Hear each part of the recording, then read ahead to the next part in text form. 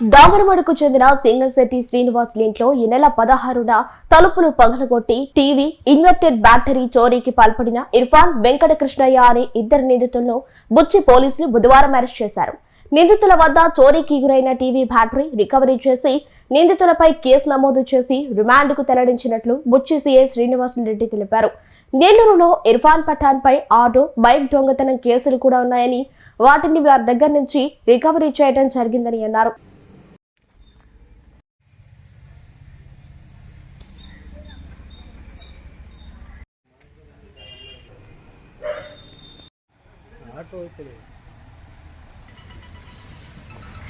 Night ఇంట్లో నుంచి తాళాలు పగలగొట్టి టీవీ ఒకటి, అమెరాన్ బ్యాటరీ ఒకటి, ఇన్వర్టర్ది తీసుకెళ్లారని చెప్పి శ్రీనివాసరావు అనే అతను మనకు కంప్లైంట్ ఇవ్వడం జరిగింది.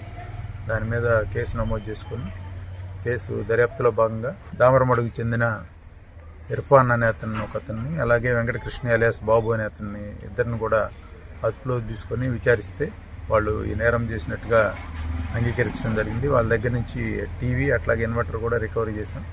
అలాగే ఎవరైతే ఇర్ఫాన్ అనే అతను ఉన్నాడో అతను నెల్లూరులో దర్గామిట్ట పోలీస్ స్టేషన్ పరిధిలో ఒక ఆటో కూడా దొంగతనం చేయడం జరిగింది. ఈ ఆటోను కూడా రికవరీ చేశాం. అట్లాగే 3 టౌన్ సంతపేట లిమిట్స్లో ఒక షైన్ బండిని కూడా దొంగతనం చేయడం జరిగింది. ఆ బండి కూడా రికవరీ చేశాం. వీళ్ళని ఈరోజు రిమాండ్కి పంపిస్తాం. ఇంతకుముందు కేసులు అయితే ఏమి లేవు.